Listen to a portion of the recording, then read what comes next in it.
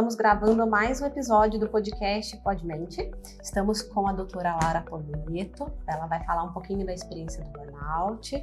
E a doutora Eduarda, médica psiquiatra, ela vai estar acompanhando hoje essa entrevista, me ajudando a estar conversando com a Lara. Muito obrigada, Caterine. Bem-vinda, Lara. Eu que agradeço pelo convite e pela oportunidade de falar sobre essa doença tão importante, né? E que muitas vezes está sendo aí subdiagnosticada ou diagnosticada em excesso, e a gente vê que ainda precisa trabalhar a clareza nesse processo. Melhor mesmo uma pessoa que tem o conhecimento que você tem, não só da vivência, mas o conhecimento técnico. Você pode estudar profundamente o que é o burnout, né? Principalmente no que diz respeito às questões físicas. Fala um pouquinho pra gente, como é que você foi percebendo esses primeiros sinais de que alguma coisa não estava bacana com você? Eu em nenhum momento pensei que o que estivesse acontecendo comigo era burnout, né? Eu estava realmente num ritmo de trabalho, tive umas relações de trabalho, posso dizer assim, abusivas, né? E que começou a me desencadear diversas coisas, e em nenhum momento eu pensei em burnout, nem eu e nem os médicos que me atenderam, né? Então eu era atleta, eu tinha uma vida regrada, de alimentação, de sono, tudo mais. E por conta do trabalho, que eu comecei a ser engolida pelo trabalho, né, estudo, então assim, na nossa área a gente tá sempre estudando, não pode parar. Então assim, comecei a ter manifestações físicas, comecei a abandonar aos poucos o esporte, a alimentação, né, eu tinha que comer onde eu tava, eu tinha 10 minutos para comer, comecei a parar de beber água, porque não dava tempo. Por incrível que pareça, eu não tinha tempo de beber água. Você é fisioterapeuta e atualmente você trabalha na UTI? Eu sou fisioterapeuta, né? Sou da área hospitalar, terapia intensiva, mas eu tive vivências em empresas, eu fazia treinamentos, né? Então eu dava treinamento em tudo quanto era UTI do Brasil, depois comecei a dar treinamento para tudo quanto era hospital da América Latina. Então, assim, eu tinha uma rotina de trabalhos enlouquecedora, eu tinha mudança de fuso horário, UTI é 24/7, só que eu não sou 24/7, né? Então, a UTI ela é 24/7 porque você tem um esquema de plantão. Então, não tem como você esperar que uma pessoa sozinha assuma todos os plantões, isso é desumano até, né? E durante muito tempo eu fui cobrada por isso. Então, assim, eu deitava para dormir, me telefonavam da UTI na Bahia. Eu tinha que acordar no meio da madrugada, porque estava tendo um problema lá. Se estavam me ligando, era problema grave, né? Que eles sozinhos não estavam conseguindo responder.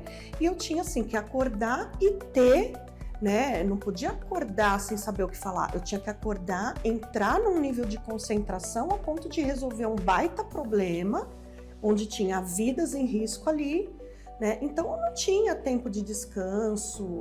Enfim, foi mais ou menos esse o cenário. Falando desses sintomas físicos, né? Como é que eles foram se desenvolvendo? E quando é que você começou a entender que aquilo não era só um problema físico de fato? Então, assim, eu vou citar os principais problemas físicos que eu tive, né? Então, foi saindo daquela rotina saudável que eu tinha, mas isso foi porque eu não dava mais para conciliar uma vida saudável com o trabalho, tá? Não foi escolha minha. Enfim, eu comecei apresentando hipotireoidismo, né? Então, tive aí um ganho de peso importante. Depois, aos 33 anos, eu fui diagnosticada com hipertensão arterial, né? Então, fazia 3 anos que eu tinha participado de um campeonato brasileiro, entendeu? Então, quando eu cheguei no pronto-socorro, eu me sentia muito mal, não sabia o que era. E você é hipertensa? Eu, não, imagina, de jeito nenhum. Como assim hipertensa? 3 anos atrás, estava no campeonato brasileiro, né? Não, mas você é hipertensa? Não, mas você é hipertensa. E eu, assim, gente, o que esse pessoal tá falando?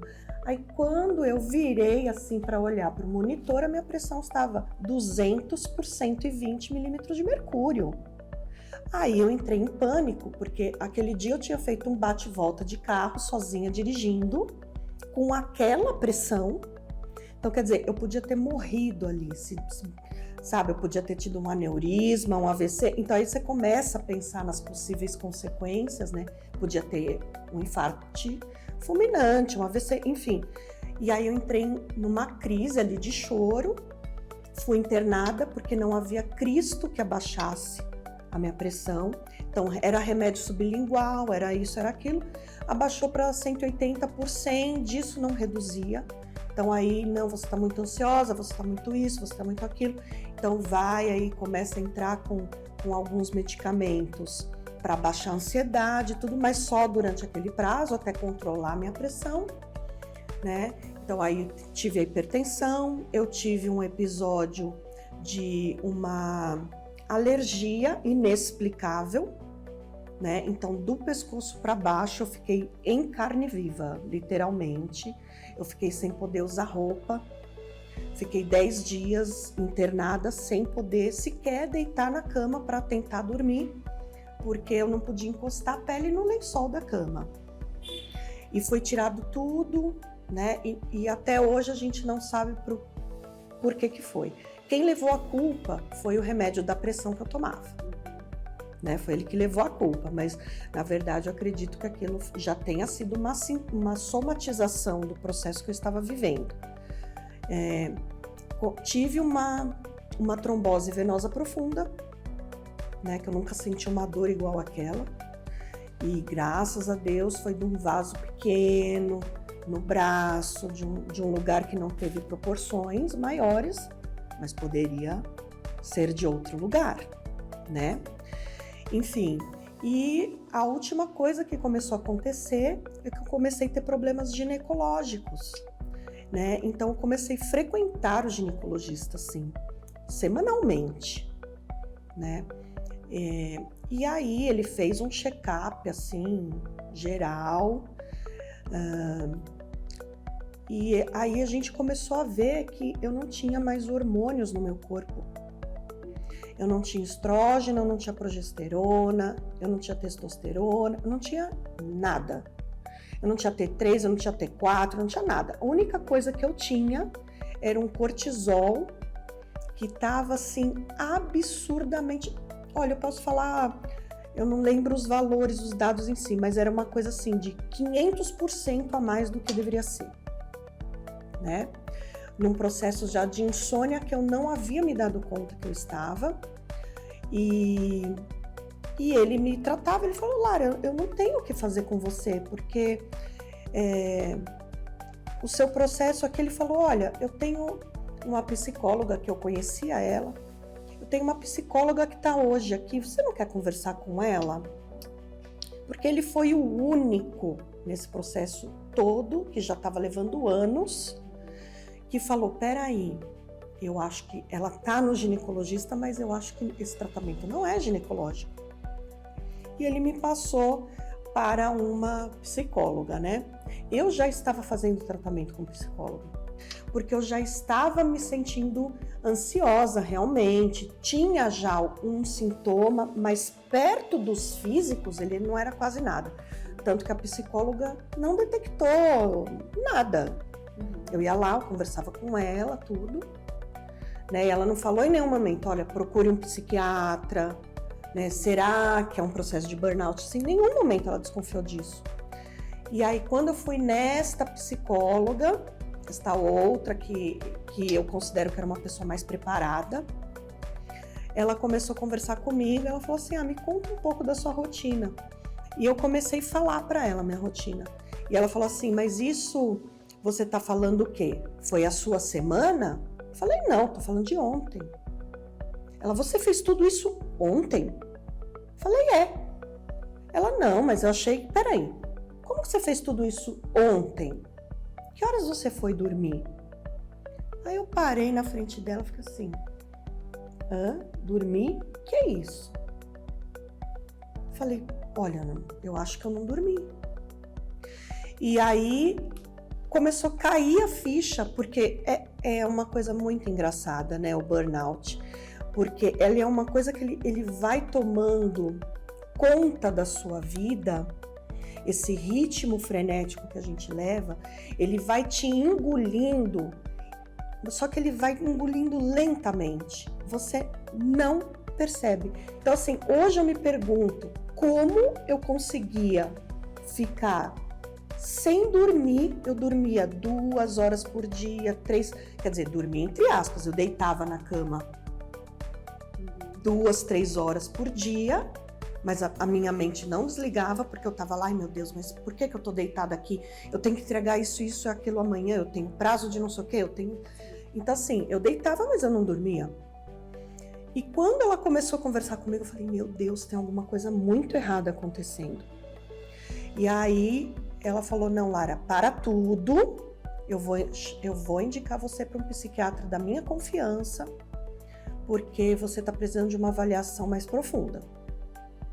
Foi aí que eu cheguei no psiquiatra, eu já estava num processo avançado da coisa. Aí ele começou a me avaliar, ele foi muito cauteloso, ele foi muito cuidadoso, ele falou, não quero te dar um diagnóstico de burnout sem eu ter absoluta certeza, porque eu sei que envolve trabalho, eu sei que isso pode ter vários impactos na sua vida futura, né? E, enfim, aí ele começou a me tratar, só que o processo já estava muito avançado. Eu tive que fazer umas viagens a trabalho. Eu lembro que eu fui para a Argentina e lá aconteceram coisas horríveis, assim, e simplesmente que foi uma coisa que nunca tinha acontecido comigo e nem, graças a Deus, nunca mais aconteceu. Eu desmaiei, porque eu comecei a ficar tão nervosa, eu senti subir assim, eu não sei nem explicar. Parecia que o sangue estava subindo, porque eu fui esquentando assim. Eu falei, meu Deus, eu vou morrer agora. Quando eu pensei isso, eu desmaiei. Pum. Aí, mas apaguei. Aí quando eu voltava, que eu abri o olho, que eu via que eu estava no trabalho, eu desmaiava. Aí eu acordava, eu vi que eu estava lá, eu desmaiava. Aí uma hora eu consegui acordar, eu falei, eu vou embora pro Brasil, porque eu quero morrer no Brasil, tá bom, pessoal? Porque eu tinha certeza que eu ia morrer.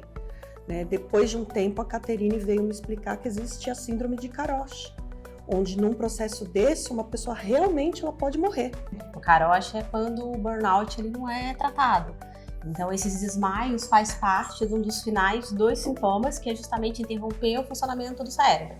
Então, antes de colapsar, eu tô te desmaiando. Se continuar, vai pro Karoshi. Aqui no Brasil ainda não tem, mas no Japão já tem há algum tempo, que é a morte por ataque fulminante do coração, por conta do burnout. Lara, interessante isso que você falou, o estresse crônico que causa essa elevação do cortisol continuamente desencadeia toda uma desregulação endócrino-metabólica. Então, por isso que a gente viu que você parou de menstruar, você teve processos alérgicos, você teve uma crise hipertensiva, depois começou a ter esses apagões. A gente viu que o teu corpo estava te dando sinais de que não estava mais funcionando. E a doença psiquiátrica é isso. Eu costumo falar que é uma senhora que senta à mesa conosco e fala o que está acontecendo de errado. O que a gente precisa mudar na sua vida?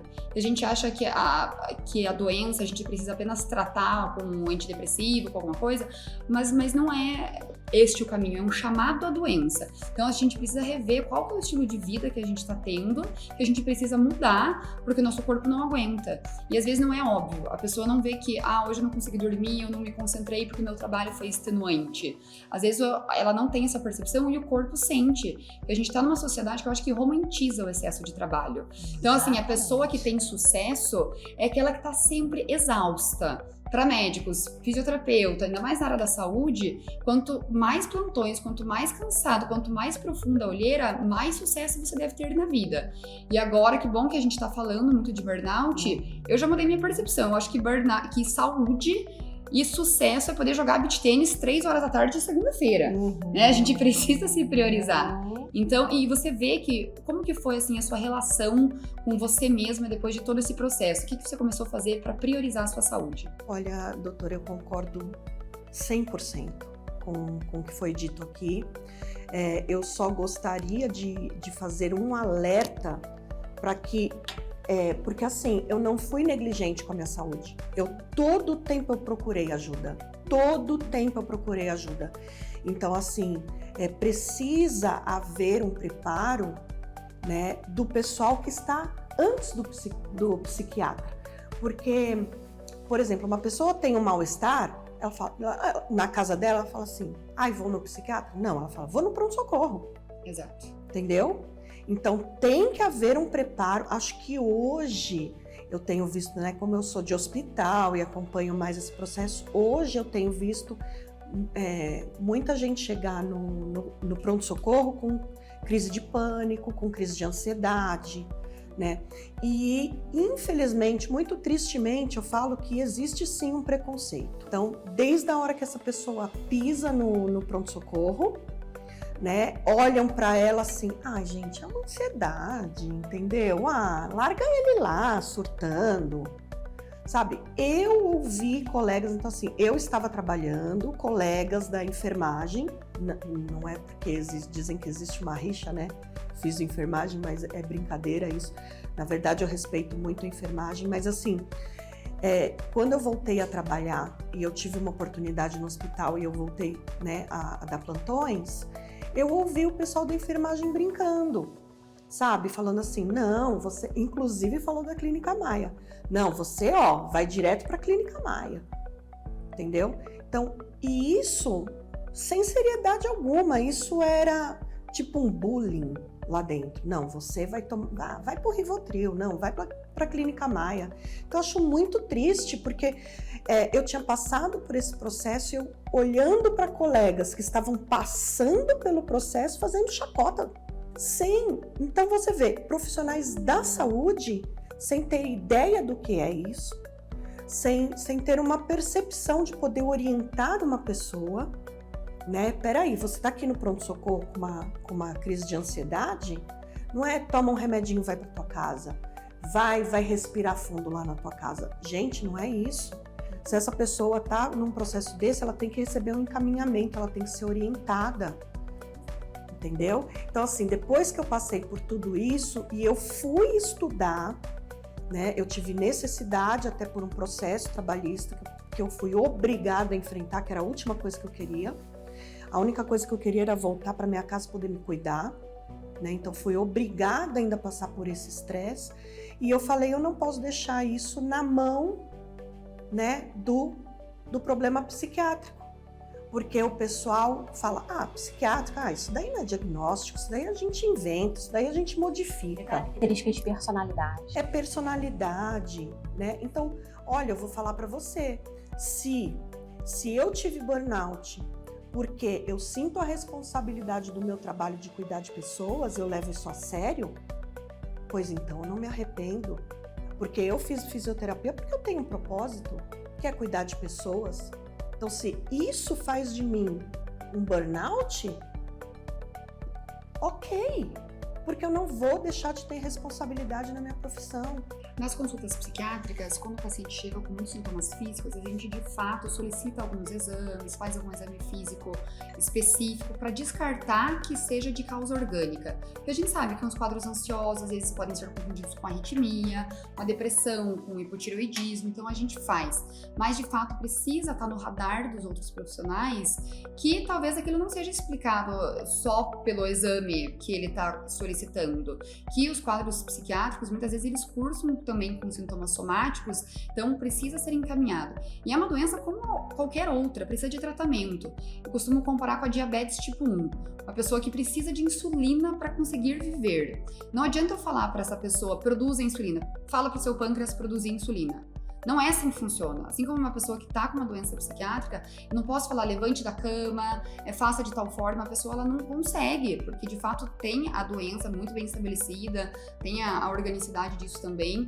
Por isso que a gente precisa falar sobre isso para perder um pouco o estigma de que doença psiquiátrica é um piti, como eu sei que falam em muitos hospitais, ou que é uma coisa, é um surto, cai no Rivotril. Que bom que você pode contribuir com essas informações para diminuir mesmo o preconceito. Sim, até pensar nessa questão do burnout, porque realmente joga na responsabilidade da pessoa que ela foi fraca. né? Tanto que o médico pensou como fazer o diagnóstico sem te prejudicar, porque se você tivesse um diagnóstico de burnout, talvez você teria problemas na área do trabalho, ou seja, né, é punida ou entra no lugar ali de injustiça em vários setores. Nem ficar doente pode. O seu caso foi gravíssimo, Lara, mas a gente vê também uma banalização do termo burnout. Exato. Hoje em dia tá cansado no trabalho, todo mundo tá com burnout. Então, pela 11ª classificação internacional de doenças, a gente vê o burnout é um fenômeno ocupacional. Então, precisa existir um nexo causal entre o trabalho e aqueles sintomas que a pessoa está apresentando. Que para você, eu sei que por toda a investigação que foi feita, de fato isso aconteceu. Mas é importante também que seja diferenciado de outras doenças psiquiátricas, né? Exato. Porque assim, uma coisa é o burnout, que é o fenômeno ocupacional, mas a gente também precisa ver se tem um diagnóstico de depressão, de transtorno de ansiedade, um transtorno bipolar, algo que a gente também possa tratar para contribuir com a melhora da saúde desses pacientes. Sim, como toda avaliação, né, não é só na área da psiquiatria, em toda a área a gente tem que fazer o diagnóstico diferencial, né? Então você tem que cair na mão do profissional daquela especialidade que vai saber direcionar isso. Né? Agora, uma coisa que é fundamental é você caracterizar o burnout com a relação ocupacional, né? E também com o fato de ser uma atividade onde você tem uma pressão, né, por agilidade e agilidade mental. Né? Então, os profissionais da saúde, por exemplo, são profissionais de alto risco. Porque se eu estou numa emergência, se eu estou dentro de uma UTI e tem uma parada e tem isso, tem aquilo, eu tenho que rodar aquele protocolo que eu estudei no automático, né, para prestar um socorro e tudo. Então hoje eu me sinto reabilitada, né? Eu sou uma pessoa funcional. Aliás, eu avalio o meu desempenho como excelente nas coisas que eu faço. E eu até posso dizer que eu não me sinto reabilitada 100%, eu me sinto 120%. Por quê? Ah, nossa, que exagero. Não, porque antes eu estava suscetível a processos de adoecimento sem saber. E hoje eu consegui retomar as minhas atividades. Então, gente, burnout tem tratamento, tá? Dá sim para você sair de um burnout. E você sai muito melhor do que você era antes. Então, hoje eu sou mais feliz, né? Trabalho bastante, porque eu adoro, mas eu não adoeço por causa disso.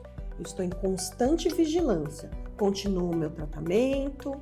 Aliás, eu acho maravilhoso, eu não quero parar nunca de fazer terapia, né? De buscar cada vez mais qualidade de vida e ser feliz. Eu penso, Lara, que não tem como a gente dar 100% da gente em tudo que a gente faz o tempo todo na vida. Então eu gosto de imaginar que a gente tem um pódio. E no primeiro e no segundo lugar só cabe uma coisa. Então, às vezes o trabalho está em primeiro, às vezes o relacionamento está em segundo, às vezes a saúde está em terceiro, mas isso precisa rodar. Porque se só o trabalho fica como prioridade, a gente sabe que as pessoas adoecem. Então é importante que elas consigam ter essa percepção de que em determinado momento da vida elas estão dando atenção para algo em excesso e que estão negligenciando os próximos. Mas que foi muito bom ouvir todo esse seu relato, espero que a gente consiga alcançar pessoas que talvez se identifiquem e que lembrem que a gente tem que trabalhar para viver, não viver para trabalhar. Eu gostaria na minha palavra final, falar para as pessoas que elas observem, né, se tiver algo errado com elas, que elas procurem sim um atendimento, mas que elas nunca percam de vista que o problema pode ser psiquiátrico também, pode ter uma origem, né, pode começar com físico e terminar no psiquiátrico ou vice-versa. Então que elas observem. Para os profissionais da saúde eu peço que eles entendam isso, né, que levem esse assunto mais a sério, é nossa responsabilidade. Então, chegou uma pessoa ali com algum sintoma, não, tá aqui atrapalhando, entendeu? Tô no meio do meu plantão. Não, vamos levar a sério. Se ela tá nesse processo, encaminha, né, orienta, não simplesmente as pessoas serem ali menosprezadas nesse processo, né? Então, isso. E burnout tem manifestações físicas, ele pode ser muito grave. ele pode levar a pessoa até a óbito. Então, vamos prestar atenção nisso e vamos ter o papel de acolhimento. Então, eu não, não entra na minha cabeça um profissional da saúde não ter o acolhimento nesta doença que é tão grave, tá? Então, profissionais da saúde, vamos acordar aí para o burnout, ter as devidas atitudes frente a isso. Então, enquanto os profissionais estão tentando, de repente, identificar o que tem de se tratar, também começar a olhar a natureza desse tipo de relação, né? Porque senão fica complicado só ficar cuidando do sintoma, né? Se de repente a empresa ela também se torna responsável pelo adoecimento do seu profissional. Muito obrigada, Lara. Obrigada, doutora. Eu que agradeço. Obrigada, Caterina. Obrigada, Lara. Muito obrigada, meninas. Adorei o nosso bate-papo.